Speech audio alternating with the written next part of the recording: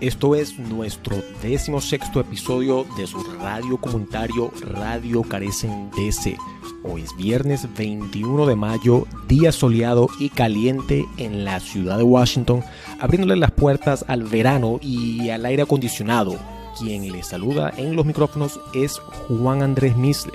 Y un saludo además a todos los trabajadores y trabajadoras que hacen vida por el corredor de Columbia Heights y aquellos que en medio de muchas dificultades sacan sus carritos y sus negocios en este día soleado a lo largo de la 14. Si se encuentran en el área, échense un recorrido pausado por las aceras del centro comercial de Columbia Heights y apoya a todos nuestros comerciantes locales, muchos parte de las distintas diásporas de El Salvador, Guatemala, Puerto Rico, República Dominicana, que hacen vida en Washington y que son además quienes le dan vida, le dan sabor a nuestro barrio. Y bueno, ojalá ya todos hayan declarado sus impuestos. El pasado lunes, que acaba de pasar, 17 de mayo, era la fecha límite para los impuestos. Y hace unos minutos estaba revisando la página de Carecen en redes sociales y leía que los inmigrantes en los Estados Unidos pagamos más de 492,4 billones o mil millones de dólares en impuestos en el 2019. Y eso a pesar de que muchos inmigrantes fueron excluidos de los paquetes de rescate económico aprobados por el Congreso en el último año. Si usted es uno de esos gigantes, les mando mi aprecio y un gran reconocimiento. No me quiero extender demasiado porque hoy tenemos de verdad un programa mixto muy entretenido. Ojalá les guste y nos puedan escuchar en sus hogares, en sus carros, en la ducha, el gimnasio, bueno, en el monopatín, si eso es lo suyo. En unos breves momentos, mi colega Isidro Quintanilla les va a narrar la historia del reconocido artista salvadoreño Fernando George Chousi. Más adelante, tuve la oportunidad de ponerme en contacto y conversar con José Luis Sanz, corresponsal para El Faro en la ciudad de Washington. Y fue de verdad una conversa muy agradable e interesante y realmente espero que estos segmentos les guste. Así que, sin más que agregar, que empiece la función. Dentro de nuestro espacio de cápsula cultural, hoy vamos a hablar de uno de los artistas salvadoreños más reconocidos durante los últimos años. Nos referimos a Fernando George Chousi, nacido en la ciudad de San Salvador el 7 de abril de 1949. En su juventud realizó estudios de teología y arquitectura y en los años de 1970 residió en la localidad de La Palma, Chalatenango, donde fundó un centro de artesanías que dio origen al denominado estilo palmeño. También realizó obras artísticas en el campo de la música, el dibujo, la pintura, la cerámica y la escultura. Sus padres fueron Baltasar George y Victoria Chousi. Recibía clases de cerámica con el maestro César Cermeño. Posteriormente ingresó a la Universidad de El Salvador, donde estudió arquitectura. Sin embargo, Fernando tenía intereses en convertirse en sacerdote, por lo que inició sus estudios religiosos en Medellín, Colombia, en 1966 y posteriormente en Francia. Precisamente fue durante su estadía en dicho país donde decidió hacer del arte su profesión y realizó su primera exposición con evocaciones de la cultura maya. Después continuó sus estudios de teología en Lovania, Bélgica, y también viajó a Baton Rouge, Luisiana, Estados Unidos, para reasumir la arquitectura, pero retornó a El Salvador para dedicarse a la pintura y formar un centro de arte. A principios de los años 1970, en El Salvador se desarrollaban importantes transformaciones políticas bajo los regímenes militares en turno. En 1971, Fernando George expuso en la Galería Forma de Julia Díaz y también integró un grupo musical llamada Banda del Sol con influencias del movimiento hippie. Una de las canciones de la banda era El Planeta de los Cerdos, de contenido antimilitarista y por la que fue encarcelado 3 días. Con el idealismo a flor de piel y muchas ganas de pintar, en 1972 decidió residir en la localidad rural de La Palma, Chalatenango, un lugar que había visitado en su infancia y que le traía buenos recuerdos, pues su familia tenía una propiedad ahí. Se dice que cierto día caminaba en el pueblo cuando vio a un niño que frotaba una semilla de copinol. La superficie que mostraba en el objeto era blanca y dura, por lo que le sugirió la idea de crear un producto artesanal. Pronto inició una cooperativa escuela en la que se trabajaba artesanías en madera. y también surgió el taller que tomaría el nombre de La Semilla de Dios. Con los primeros artesanos comenzó el trabajo con los materiales rústicos de la zona, la misma semilla de copinol y la madera de pino, cuyos dibujos eran pintados con témpera y posteriormente barnizados. Debido a la demanda de las artesanías, que además dio origen al estilo palmeño, el número de trabajadores aumentó y la cooperativa acabaría formalizándose en 1977. En La Palma, el artista contrajo matrimonio con Estela Chacón, con quien procrearía 3 hijos, Juan Pablo, María José y Fernando. Para 1979, la familia decidió trasladarse a México, debido a las amenazas recibidas presuntamente por delincuentes comunes. A los 6 meses retornó a El Salvador y en 1985 abrió en la capital el Centro Cultural El Árbol de Dios, donde continuaron llegando artesanos de La Palma a formarse. Además, el centro comprendería una sala de exposiciones, tienda de artesanías y también daría paso a charlas y conciertos. En esa época la obra de Hjort ya se había convertido en un símbolo de la entidad de El Salvador y especialmente de La Palma. A ello contribuyó el encargo de erigir el templete y la elaboración de objetos rituales, entre ellos una estola, para la misa que ofreció Juan Pablo II en 1983 en la ciudad de San Salvador. Otras creaciones comprenderían un mural en el Hotel Presidente, posteriormente destruido, y la decoración de la capilla Monseñor Romero en la Universidad Centroamericana José Simeón Cañas en 1985. En los años 1990, Hjort fue elegido para emprender lo que ha llamado lo más grande que le ha pasado en su vida. En 1997, los arquitectos españoles encargados de concluir la construcción de la Catedral Metropolitana le invitaron para que presentase alternativas para la elaboración de un mural en la fachada del templo. El diseño final fue aprobado por los mismos arquitectos, la empresa constructora y Fundación Catedral junto al arzobispo Fernando Sáenz Lacalle. El montaje del mural duró 1 año y llevaba por nombre La Armonía de mi Pueblo. Estaba compuesta por cerca de 3.000 azulejos y guardaba varios significados como la espiritualidad, el amor, el respeto a Dios, al trabajo y un recuerdo permanente por Monseñor Óscar Arnulfo Romero. En el 2003, la Asamblea Legislativa declaró al artista Hijo Meritísimo de El Salvador. En uno de sus considerandos se expresa la sobresaliente trayectoria artística y humanista del pintor y artesano, que lo vincula estrechamente con el desarrollo de un singular concepto artístico y la más universal de las imágenes artesanales del país. El 26 de diciembre del 2011, por órdenes del arzobispo José Luis Escobar Alas, el mural que había ornamentado la fachada de la Catedral Metropolitana comenzó a ser retirado. La decisión tomó por sorpresa a las autoridades del Estado, especialmente a la Secretaría de la Cultura y al público en general. La obra no tenía la categoría de bien patrimonial, aunque la Secretaría alegaba que sí había un proceso en curso para declararla, y también anunció la posibilidad de sanciones. Pese a las protestas de sectores ligados al quehacer cultural, el mural terminó en pedazos 8 días después. El prelado defendió la acción con varios argumentos. Expuso que el mural tenía varios símbolos de masonería, que la familia Hjort lo utilizaba para hacer propaganda comercial y también que había un supuesto deterioro de los azulejos que representaba un peligro para los feligreses. Por su parte, Hjort, en contraste con las palabras del júbilo, cuando había erigido el mural años atrás, el hecho se convirtió en la cosa más triste que había pasado en su vida.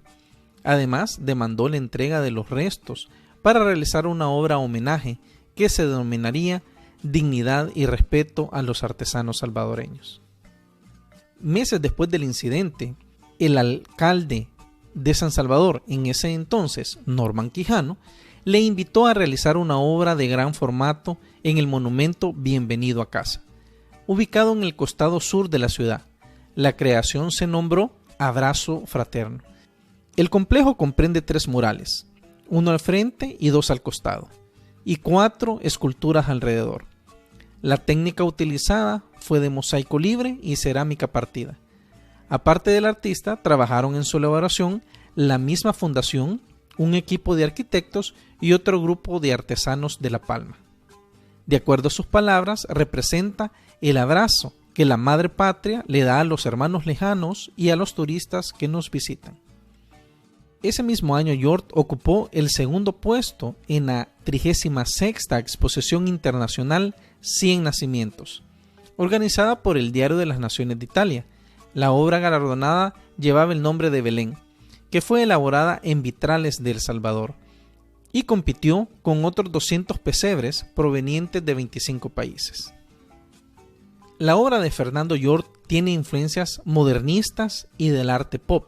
Sin embargo, se impregna de la cultura tradicional con matices precolombinos y prerenacentistas, y a su manera ha incluido lo étnico, lo local y lo religioso, que conforma un mundo idealizado, similar a la comunidad que él mismo debió haber imaginado en La Palma. Su trabajo desconoce las fronteras entre el arte culto y popular, y ha tenido prioridad la función social, la enseñanza y el beneficio comunitario.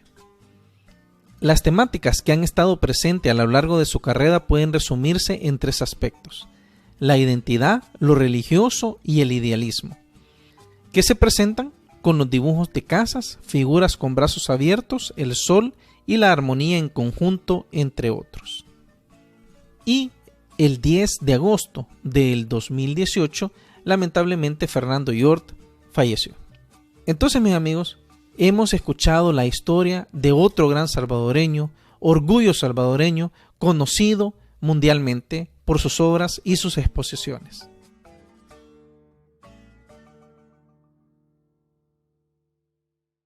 Para nuestro segmento de entrevistas, tenemos el gusto de tener en las líneas a José Luis Sanz, corresponsal en nuestra ciudad de Washington para el portal de noticias El Faro, uno de los medios más reconocidos en El Salvador, con una larga e importante trayectoria de periodismo investigativo y yo agregaría de alto impacto informativo. En tiempos recientes, El Faro se ha expandido para impulsar El Faro English, la versión en inglés de este reconocido medio. Le damos la bienvenida a José Luis Sanz a Radio Carecen DC. José Luis, bienvenido al programa. Gracias por estar con nosotros. Hola Juan, gracias por la invitación y es un gustazo estar en Carecen y hablando además con la comunidad de salvadoreños en Washington. Yo soy el nuevo, el último en llegar, así que espero poder conocerles, ir conociéndoles poco a poco. Excelente. Bueno, José Luis, háblanos un poco de esta nueva versión del Faro en inglés. ¿A qué audiencia va dirigido y en qué se diferencia con el medio tradicional en español que todos conocemos como El Faro?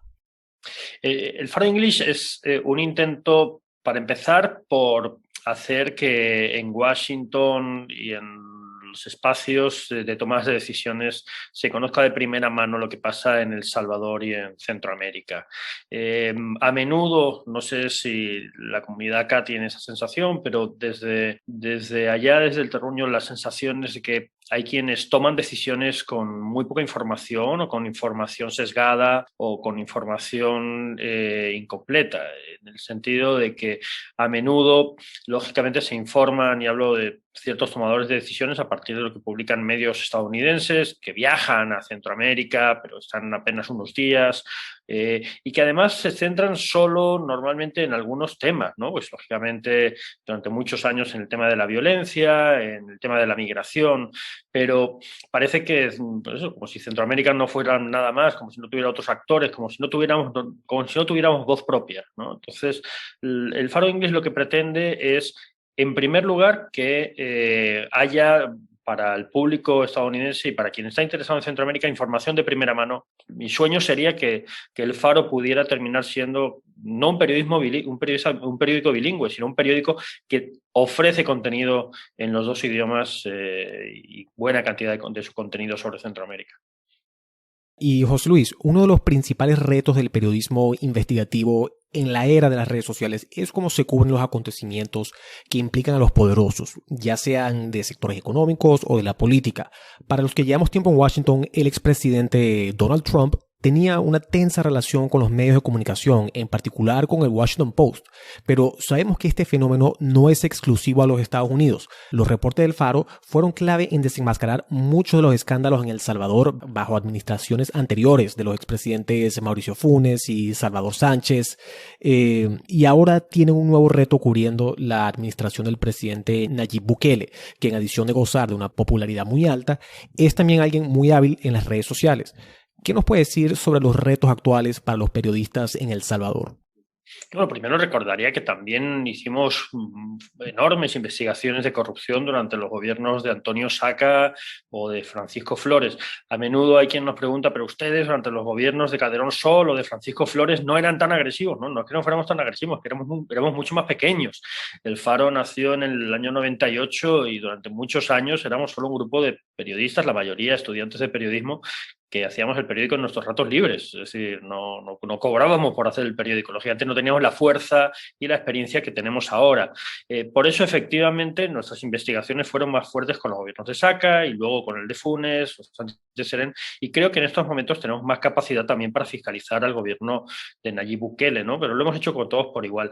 Y sí es cierto que ahora es más difícil por dos factores. El primero es que el presidente Bukele, como dices, goza de una enorme popularidad y que se ha alimentado de una estructura de comunicaciones muy potente, pero que además, trata de mantenerla precisamente haciendo una inversión muy fuerte en publicidad y en propaganda y en redes sociales y en la creación de un nuevo periódico y en los noticieros en televisión, aparte de que no nos olvidemos de que algunos canales tradicionales como Telecorporación Salvadoreña siempre ha tenido cierta complicidad con el gobierno de turno, ¿no? Lo tuvo desde luego la tuvo con los gobiernos de Arena y la tuvo con los gobiernos del FMLN. Yo recuerdo que cuando ganó Mauricio Funes en 2009 esperaba que TCS fuera muy crítica durante los años siguientes. Y no, en realidad se convirtió en un espacio bastante, cómodo para los funcionarios de turno. Lo mismo está sucediendo ahora. Entonces, los medios independientes, sobre todo el Faro, estamos en ese sentido un poco remando contracorriente. E imagino que muchos de quienes nos escuchan, además, tendrán una imagen muy positiva, por razones casi estadísticas, ¿no? Muy positiva del gobierno de Bukele y probablemente hayan escuchado muchas de las críticas que nos hace el presidente. Y ese es el otro gran factor, ¿no? Y es que el presidente, que en teoría no necesitaría confrontar con los medios porque tiene una popularidad enorme y acaba de ganar las elecciones legislativas de manera aplastante, sigue obsesionado por aquello que no controla. Es decir, al mismo tiempo dice que en medios como el Faro no nos lee nadie, pero nos ataca con muchísima agresividad. Y dice, bueno, ¿cuál es el problema si tú dices que no nos lee nadie, ¿no? Y además difunde campañas de difamación basadas en muchos casos en falsedades, como que nosotros evadimos impuestos o lavamos dinero, lo cual es absolutamente falso, para tratar de desacreditarnos. Ya gobiernos anteriores intentaron desacreditarnos. Lo que pasa es que el presidente Bukele, en la línea del presidente Trump, como tú decías, tiene una estrategia muy agresiva y muy constante de ataque a los medios de comunicación. Eso hace que el trabajo sea más difícil. Nosotros estamos teniendo que tener mucho cuidado para proteger a nuestros periodistas, proteger su seguridad. Sabemos que hemos sido sometidos a escuchas ilegales, algunos de nuestros periodistas han recibido seguimientos, hemos tenido que gastar en abogados, pedir fondos de ayuda a nuestros lectores para pagar abogados, porque sabemos que están pretendiendo desde el gobierno y desde la nueva fiscalía atacarnos de manera injusta. Eso, lógicamente, pues consume una enorme energía. Y luego, por otro lado, está un desafío que también es importante, que es de fondo, y es, como decía, ¿cómo haces periodismo y cómo tratas de tener una conversación y hacer un aporte honesto, valioso, cuando sabes que buena parte de la población desconfía de ti o no quiere necesariamente creer lo que publicas, ¿no? Porque contradice lo que quiere creer. Eso nos pasa a todos. Pasaba cuando gobernaba el FMLN. El FMLN nos acusó de habernos derechizado y de estar ahora en esa época al servicio de Arena. Simplemente porque nosotros, que habíamos sido muy críticos con los gobiernos de Arena, también fuimos críticos con los gobiernos del FMLN. Ahora el gobierno de Nayib Bukele que hace apenas 2 años usaba nuestras publicaciones como elemento de denuncia, ¿no? Pues porque nosotros habíamos hecho investigaciones sobre la corrupción del FMLN y entonces él difundía y aplaudía el trabajo del Faro. Ahora, lógicamente, le incomoda y nos ataca, pero soy consciente de que también con buena parte de los lectores y del público en general tenemos el desafío de que nos den un voto de confianza, que igual que cuestionamos a otros gobiernos, cuestionamos a este, pero que no lo hacemos por ninguna agenda oculta, no lo hacemos porque seamos oposición, porque nosotros no somos oposición ni de los anteriores ni de este. Nosotros simplemente tratamos de poner el dedo en la llaga, de tocar los temas más delicados, ¿no? Porque creemos que es parte de la labor del periodismo. Eso es un desafío cuando sabes que buena parte de los lectores en realidad no quieren, no es de agrado leer, escuchar algunas de las denuncias que nosotros estamos haciendo. Yo espero que en el largo plazo eso, digamos, nos vuelva a llevar a un espacio común, que es el espacio de que la corrupción hay que investigarla, venga de donde venga, pero soy consciente de que es una dificultad en estos momentos ser escuchados o tener una conversación razonable, una conversación, digamos, constructiva con una parte de la población. Sin duda, y nos hablabas ahorita sobre la dificultad de tocar aquellos temas delicados. Hace unos días el Departamento de Estado de los Estados Unidos publicó una lista de figuras públicas de Centroamérica que han sido implicados en actos de corrupción y narcotráfico que incluyen a 5 oficiales de alto cargo en El Salvador. Quizás el nombre más llamativo se trata de Carolina Recinos, jefa de gabinete del presidente Bukele. ¿Cuál es la expectativa de impacto que va a tener este reporte en las relaciones entre Estados Unidos y El Salvador? En las relaciones entre Estados Unidos y El Salvador creo que va a tener un impacto de escalada de las tensiones. El presidente Bukele parece haber decidido confrontar con el gobierno de Biden y me temo que cada vez más también con el lado republicano, porque, bueno, piensa que es lo que debe hacer o lo que más le interesa a su gobierno. No sé si es lo que más le interesa al país, pero yo creo que él piensa que es lo que más le interesa a su gobierno, en vez de investigar las denuncias que medios de comunicación hemos hecho en El Salvador o investigar estos reportes que ahora hace el Departamento de Estado, ¿no? Un gobierno que trate de hacer lo correcto, lo lógico sería investigar estos casos, dar herramientas a la Fiscalía para que investigue o forzar a renunciar y a enfrentar a la justicia o a las investigaciones pertinentes a funcionarios que están bajo sospecha. Ese no es el camino que ha tomado hasta el momento el presidente Bukele. Recordemos que ya el año pasado el Faro publicó una investigación que vinculaba a un hermano de Carolina Recinos con un préstamo. Digamos, hay familiares de la jefa de gabinete que han estado involucrados en relaciones con el gobierno que están bajo sospecha de que puedan ser corruptas, ¿no? Hay importantes sospechas sobre su actuación, igual que las hay sobre algunas actuaciones del ministro de Salud o del ministro de Agricultura o el antiguo ministro de Seguridad, Rogelio Rivas, que también está en la lista del Departamento de Estado. Lo ideal sería que frente a estas denuncias, que puedo asegurar que no las hacemos solo nosotros, las hacen múltiples medios, después de largas investigaciones, y que lo que pretenden es mantener vigilado al Estado, igual que debió estar vigilado el Estado cuando gobernaba el Frente, cuando gobernaba Arena, y creo que en los últimos años más lo ha estado un poquito más vigilado. Pues la intención es que un gobierno pueda tomar las decisiones correctas, que pueda efectivamente garantizar la limpieza de su trabajo. Me temo que, puesto que no lo hizo en su momento cuando hubo denuncias desde el periodismo, pues tampoco parece que esté decidido a hacerlo ahora, que quien le señala es el Departamento de Estado. Pero me parece que es un camino complicado porque el gobierno de Estados Unidos también durante el mes de junio dará a conocer otra lista, la lista Engel, la famosa lista Engel. Esta que se ha conocido no es la lista Engel, podríamos llamarla la lista Torres, porque fue la congresista californiana Norma Torres la que hace años, antes de que Bukele estuviera en el gobierno, exigió al Departamento de Estado que cada año, en los primeros meses del año, emita una lista con funcionarios de Honduras, Guatemala y El Salvador sospechosos de corrupción. Y esto ha venido sucediendo todos los años, ¿no? Se publican estas listas. Esta lista y este año tiene ciertas connotaciones especiales, precisamente por la tensión que hay entre el gobierno de Bukele y el gobierno de Joe Biden, y de nuevo por las sospechas, digamos que no admitidas, ¿no?, de corrupción alrededor del presidente. Me temo, ya digo, que esto lo que va a llevar es a más tensión, sobre todo cuando se publique la lista Engel, que esa sí además tiene más consecuencias, porque implica sanciones para las personas a las que se nombre. Cuando en junio salga la lista Engel, si ahí aparecen, yo no lo sé si aparecerán o no, pero si aparecen funcionarios del gobierno de Bukele, me temo que la relación se va a volver más difícil todavía entre los dos gobiernos. Y el día de ayer, la vicepresidenta de Estados Unidos, Kamala Harris, se reunió con miembros de la sociedad civil y exfiscales guatemaltecos para evaluar causas de raíz de la migración hacia Estados Unidos.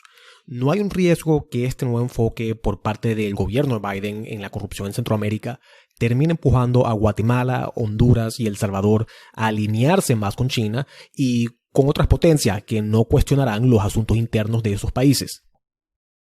Desde luego puede suceder, y en ese sentido Estados Unidos en su estrategia para la relación con Centroamérica está caminando un camino estrecho, ¿no? Porque por un lado parece ser que la administración Biden quiere tener una buena relación con Centroamérica, pero no basada en mirar para otro lado con respecto a los problemas que hay en los países, sino en conversar sobre los problemas en los países. Y la corrupción es un problema en los tres países, ¿no?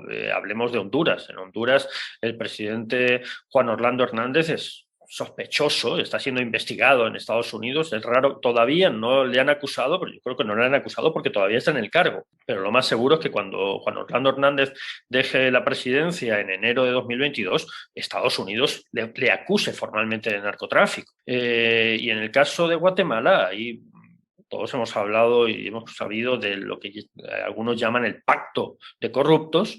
Digamos, hay un intento por controlar el sistema de justicia desde hace muchos años para evitar que el sistema de justicia, como hizo en algunos años con la CICIG, pueda perseguir a corruptos. Y cuando hablamos de corruptos, hablamos de funcionarios del gobierno, del Congreso o empresarios guatemaltecos, que muchos de ellos están en la cárcel o acusados de corrupción por el trabajo que se hizo en los últimos años. Ahora parece que hay un retroceso, ¿no? Y se está expulsando de la Sala de lo Constitucional a la magistrada Gloria Porras, por ejemplo, que es una de las personas que se reunió este miércoles con la vicepresidenta Kamala Harris. En ese contexto, pues, y esto lógicamente incluye también a El Salvador, pues Estados Unidos hace muchos años que no hace lo correcto, pues parece que ahora quiere empezar a hacer lo correcto, ¿no? Tener una relación, digamos, menos basada en dame lo que quiero y por lo demás haz lo que quieras, y una relación un poco más completa, más compleja, en la que se hablen de los problemas de una manera más de largo plazo, lo cual en teoría está bien. Pero claro, va a ser difícil porque yo sí creo que, igual que antes pasó con Nicaragua, ¿no? Y Nicaragua, cuando empezó a haber cuestionamientos, se cerró. Y podríamos decir, la dictadura de Daniel Ortega, porque es un régimen absolutamente represivo, corruptísimo además, y que ni siquiera está permitiendo que haya elecciones totalmente libres este año, que tendría que haber elección presidencial en noviembre. Pues ese es un camino que, por desgracia, podrían seguir también los presidentes centroamericanos, ¿no? Frente a las críticas de Estados Unidos, decidir, bueno, pues vamos a distanciarnos de Estados Unidos, nos aislamos no solo de Estados Unidos, sino de la comunidad internacional, incluyendo Europa, por ejemplo, que también ha hecho algunas críticas, y me acerco más a gobiernos como el de China o el de Rusia. Eso es lo que está haciendo Bukele. Bukele, de hecho, tuvo esta semana una reunión con el embajador de Rusia, ¿no? Y eso es algo, y la publicitó mucho y está presumiendo mucho de su buena relación con China. Yo no digo que tener una relación comercial con China sea malo, evidentemente. O sea, es un país enorme, económicamente muy fuerte, y puede ser un socio importante para El Salvador o para otros países. Pero sí parece que el camino que se puede estar tomando es no incluir a China, sino alternar la relación con Estados Unidos con la relación china. Y yo creo que eso es difícil, porque la relación con Estados Unidos creo que va mucho más allá de la relación con un solo gobierno. La relación de El Salvador con Estados Unidos creo que está por encima, o debería estar por encima del gobierno de Bukele y del gobierno Biden. Claro, y una de las cosas que más se han resaltado recientemente en la prensa internacional es la reciente destitución de los magistrados de la Sala Constitucional en El Salvador. Algunos organismos de derechos humanos y sociedad civil han criticado esta decisión por parte del partido del presidente Bukele como un intento de concentrar el poder sin contrapesos. ¿Cómo crees, José Luis, que debe ser ese balance al analizar este tipo de decisiones cuando alguien con tanto apoyo popular y con un discurso de limpiar la casa que tiene el presidente Bukele? Yo creo que hay que fijarse en algunos detalles. Primero, en el caso del presidente Bukele hay algo que a mí me parece que es muy llamativo y que para quienes creemos en la democracia, para cualquier persona, incluso para quien haya votado por Nayib Bukele, debería generar sospechas. Y es el hecho de que Nayib Bukele claramente ahora mismo no tiene casi oposición política en El Salvador, es decir, Arena es un partido muy disminuido y el FMLN casi desapareció en las últimas elecciones. Y tiene un enorme poder y tiene un poder legítimo, un poder que le han dado los votantes, que le han dado los salvadoreños. Y eso está fuera de discusión. La cuestión es cómo usas ese poder. ¿Por qué? Porque el presidente Bukele, todos sabíamos que iba a ganar las elecciones del pasado febrero, pero sin embargo atacó constantemente durante un año al Tribunal Supremo Electoral, atacó a los medios de comunicación, habló de fraude, se tomó el Congreso el año pasado con los militares. Y uno diría, ¿por qué necesita Bukele hacer esto? Si de todos modos, dentro de un año va a ganar las elecciones. Lo decían las encuestas. Ahora con el tema de la Corte Suprema y de la Fiscalía sucede algo parecido. El presidente Bukele gana legítimamente las elecciones, no él, su partido. Pero bueno, digamos que todos sabemos que su partido sigue sus órdenes. Ningún diputado parece que vaya a votar distinto, ningún diputado parece que vaya a criticar al partido. Yo creo que los diputados del partido Nuevas Ideas ni siquiera saben lo que van a votar cuando empieza el día de la plenaria. Me parece que se enteran unos minutos antes. Eso es lo que me parece que está sucediendo. Pero digamos que Bukele tiene ahora mismo control del legislativo. Eso supone que a finales de este año a la Asamblea le correspondía elegir el nuevo fiscal general, con lo cual, de todos modos, iban a poner un fiscal general a final de año. Y a mediados de año les corresponde nombrar a 5 nuevos magistrados de la Corte Suprema, 5 de 15, con lo cual, además, si esto sigue así, en los próximos años iba a tener control casi absoluto de la Corte Suprema. Lo que pasó el 1 de mayo no solo fue una exhibición de poder, un poder que tiene Bukele, sino una exhibición de que ese poder no le basta. ¿Por qué? Porque decide hacer las cosas no dentro de los márgenes de la ley, sino fuera de la ley. ¿En qué sentido fuera de la ley?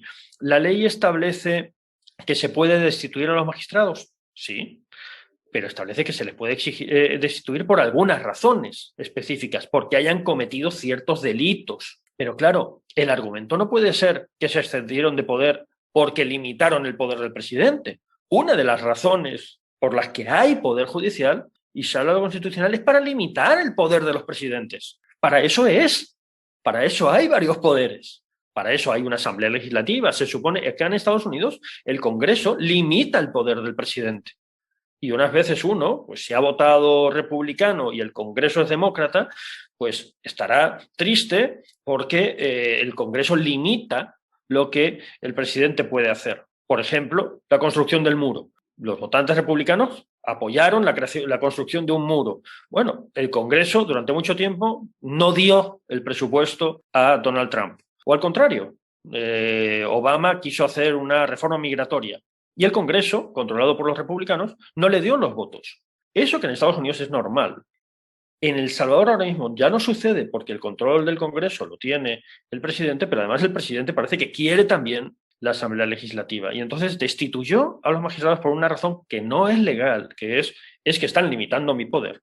Nombró a magistrados que no han seguido el proceso, porque el proceso establece una serie de discusiones y la conformación de unas listas elaboradas por el Consejo Nacional de la Judicatura, etcétera. Pues se saltó ese proceso e hizo lo mismo con la Fiscalía.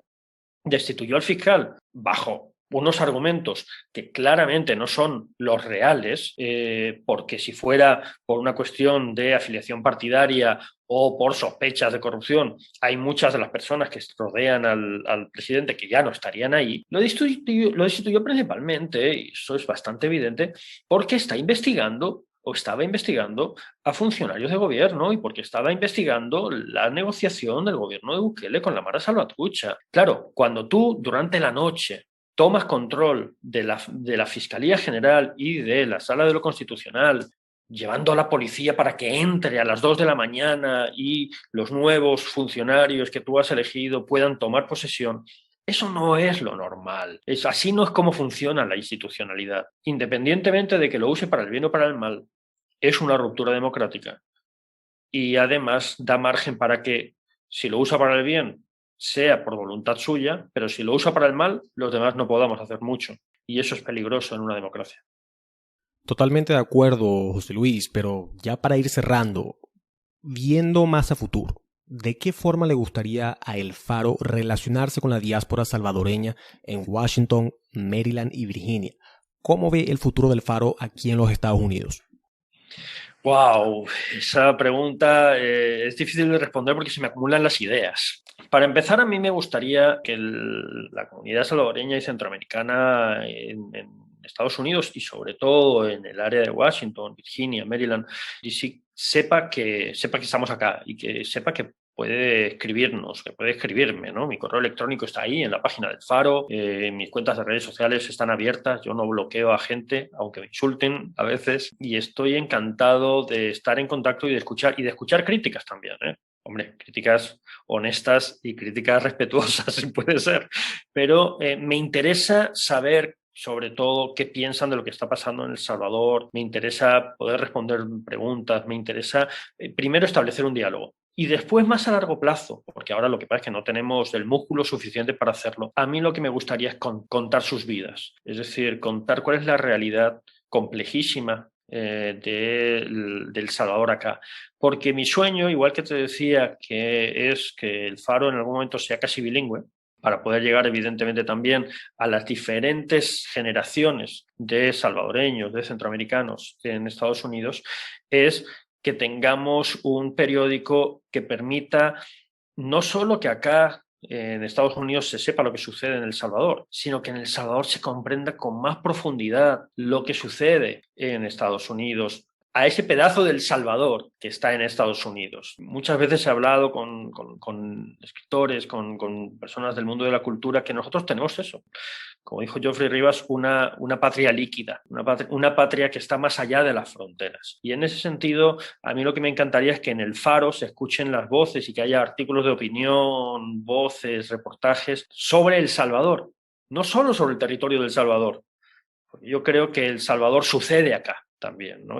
Esto también es, Estados Unidos también es El Salvador en la medida en la que aquí hay identidad, cultura, política, gentes del Salvador. Y a mí lo que me gustaría es, pues poco a poco, poder incorporar también más al Faro la vida, las historias, las preocupaciones, las opiniones de la comunidad de acá. El Faro English es el nuevo proyecto en inglés de El Faro en los Estados Unidos y más allá. Hacer periodismo sobre América Latina que ilumine es realmente una tarea muy compleja y llena de adversidades. Y bueno, José Luis, gracias de verdad por acompañarnos en los micrófonos en esta conversa. Yo aplaudo este esfuerzo de forjar vínculos con la diáspora y también con la comunidad internacional, que creo yo que es algo digamos indispensable para poder ejercer periodismo consecuente y para poder llegar a nuevas audiencias. José Luis Sanz es el corresponsal de El Faro para la ciudad de Washington. Y bueno, José Luis, ojalá podamos hablar de nuevo. Muchas gracias. Va a ser un gusto, de verdad. Gracias por la invitación y un saludo y un gran abrazo a quienes te escuchan, a quienes nos escuchan. Vamos con el boletín de noticias de América Latina, el Caribe y el acontecer migratorio. La vicepresidenta de Estados Unidos, Kamala Harris, se reunió con un grupo de líderes anticorrupción guatemaltecos, 2 exfiscales principales, Thelma Aldana y Claudia Paz y Paz, y 2 exjueces, Gloria Porras y Claudia Escobar. La reunión resaltó el problemático sistema de justicia de Guatemala, enviando otra señal a los gobiernos centroamericanos de que el gobierno de la administración Biden está interesado en abordar el tema de la corrupción en la región, informa The Associated Press. Harris tiene previsto hacer su primer viaje al extranjero como vicepresidenta en Guatemala y México los días 7 y 8 de junio. Jueces guatemaltecos retiraron ayer una acusación de corrupción contra el expresidente Otto Pérez Molina, informa Reuters. A su vez, la policía detuvo a Juan Francisco Solórzano Fopa, un exfiscal que formó parte del equipo que reveló el primer caso de corrupción contra Pérez Molina. El líder disidente de las FARC, Seuxis Hernández, mejor conocido como Jesús Santrich, fue asesinado el martes en Venezuela. La segunda, Marquetalia, un grupo disidente de las FARC, afirma que el ataque se llevó a cabo por una unidad de comando colombiana que entró ilegalmente al territorio venezolano. El ministro de Defensa de Colombia, Diego Molano, dijo que el gobierno estaba trabajando para confirmar si Santrich había sido asesinado en Venezuela y que, de confirmarse, prueba que Venezuela alberga narcocriminales, informa la Associated Press. Según otras versiones publicadas por medios colombianos, mercenarios estarían detrás del ataque a Santrich, mientras que otros informes señalan al gobierno venezolano como responsable o lo atribuyen a combates entre grupos guerrilleros, informa Inside Crime. La elección de miembros de la Asamblea Constituyente de Chile demuestra un amplio rechazo tanto a la coalición gobernante conservadora como a los partidos tradicionales de la Concertación, la coalición de centro-izquierda asociada con la transición a la democracia, reporta El País. Según El País, los resultados ratifican las exigencias de las protestas sociales que sacudieron al país hace más de un año y profundiza la continuación de una larga crisis de partidos políticos establecidos que han tenido escasa renovación generacional. La asamblea de 155 miembros incluirá 47 candidatos independientes y 17 representantes de los 10 grupos indígenas del país, cuya participación estará garantizada por primera vez en Chile, reporta The Guardian. Una lista del Departamento de Estado de los Estados Unidos ha incluido a 5 altos funcionarios salvadoreños considerados sospechosos de participar o facilitar la corrupción o el narcotráfico, incluyendo aliados clave del presidente Nayib Bukele. La lista, obtenida por The Associated Press, fue originalmente incluida como un anexo clasificado de un informe enviado al Congreso el pasado abril. El informe también incluye nombres de 12 políticos hondureños y guatemaltecos acusados de corrupción o que se cree que tienen vínculos con organizaciones de narcotráfico. Y para finalizar este episodio, vamos a recordar una de las famosas frases de Salvador Dalí, quien fue pintor, escultor, grabador, escenógrafo y escritor español. Y dice: un verdadero artista no es el que se inspira, sino quien inspira a otros.